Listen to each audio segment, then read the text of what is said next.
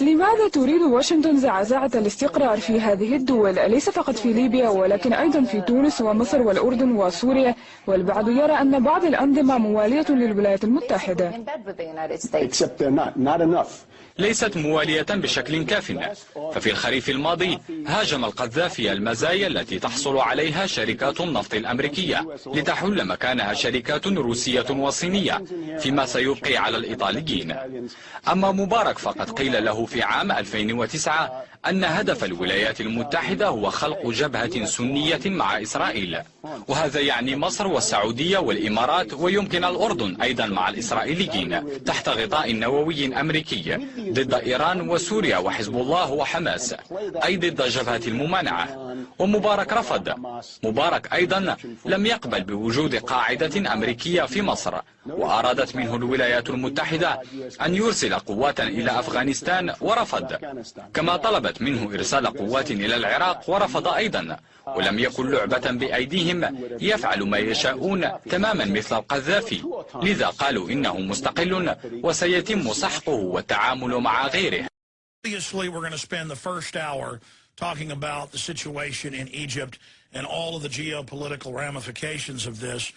When you look at the Zbigniew Brzezinski geopolitical grand chessboard model, there is a lot of evidence and outright admissions right now that the opposition is led and commanded by George Soros, NATO, and the Pentagon.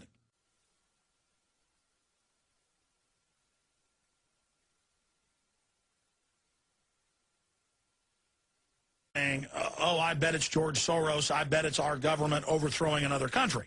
Because the CIA admits they've overthrown well over 100 countries in the last 65 years since they've been around.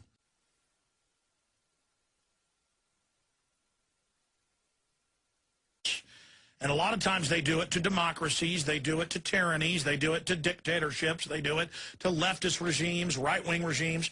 If the dictator doesn't just basically sign their entire country over to the globalist, doesn't accept their entire agenda, then they're overthrown.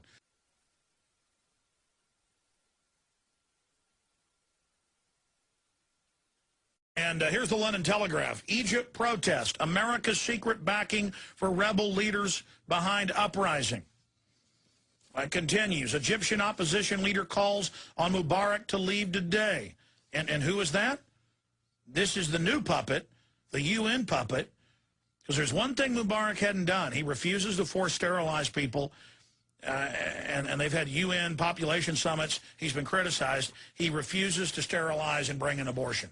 Now, you better believe that El-Baradei will.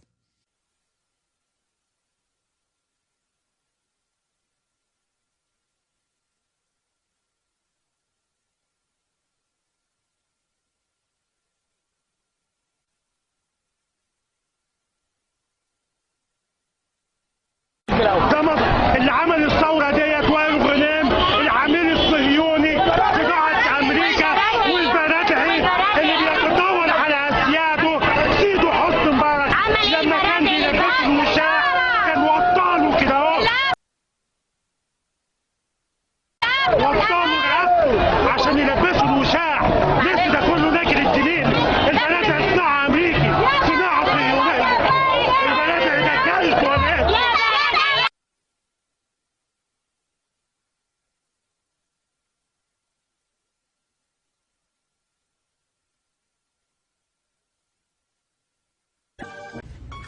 A question about Iraq.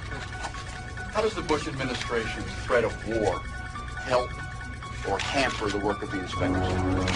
Well, I think the international community has clearly demonstrated that it is fed up with a process which has been going on for 12 years, trying to disarm Iraq from its weapons of mass destruction. So applying pressure through the Security Council, through the new Resolution 1441, I think it was very helpful to send a powerful message to Iraq that now is the time, this is the last opportunity to come into compliance. Otherwise, as the Security Council resolution says, there will be serious consequences. So continued attention by and pressure by the international community, I think is very helpful for us to be able to succeed in achieving our mission. How much more intelligence do you need than you are getting from American authorities? I think we're getting intelligence, but as I have been saying in the last few days, we need more actionable information. We need specific information on where to go and where to inspect. But we have a good process, dialogue with the U.S. and with other intelligence agencies. And I hope in the next few weeks that this process will intensify and that we'll get additional information that can accelerate our job in the field. I'd like to see Iraq not talking about the inspection being spies. We'd like to see more forthcoming Iraqi attitude, which would help us to achieve our goal. As you are aware, comparison continues to be made between the different approaches adopted with respect to Iraq and the DPRK. Two countries in violation of their non-proliferation obligation.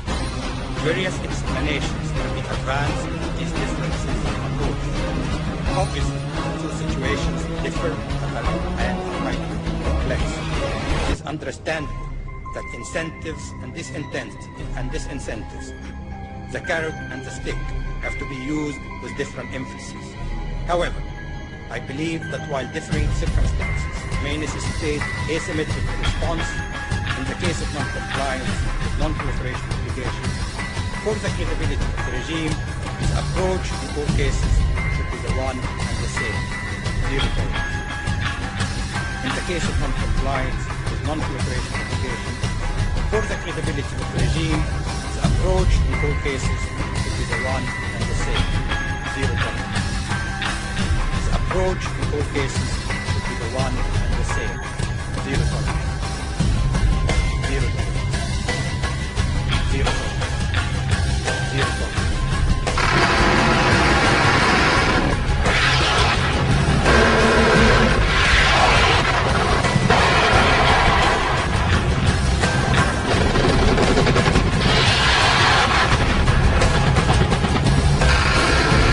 Zero tolerance. Zero tolerance.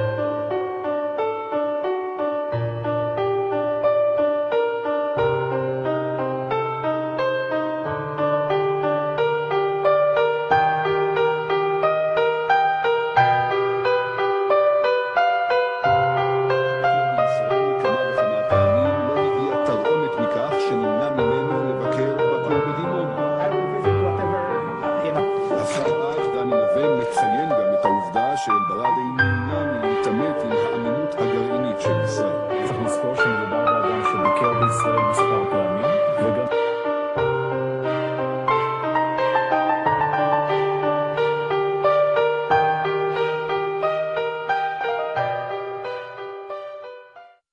ايه رايك في الرئيس؟